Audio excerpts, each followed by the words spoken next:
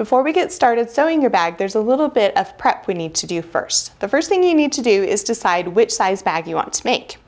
For reference, this is the 8-inch size bag, this is the 10-inch size bag, and this is the 12-inch size bag. And actually there's a little bit of a funny story about this one.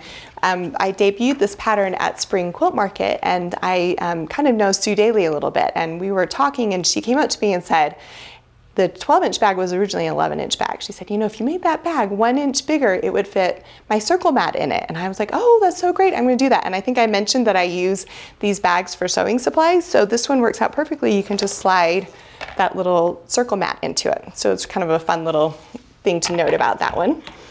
The other thing you need to do is you need to put your pattern pieces together.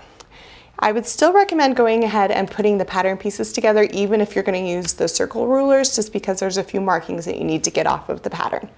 So on your PDF, just go ahead and flip through your pages until you get to the pages that contain your pattern pieces. There's 4 of them, and you're going to assemble them. It's just really simple.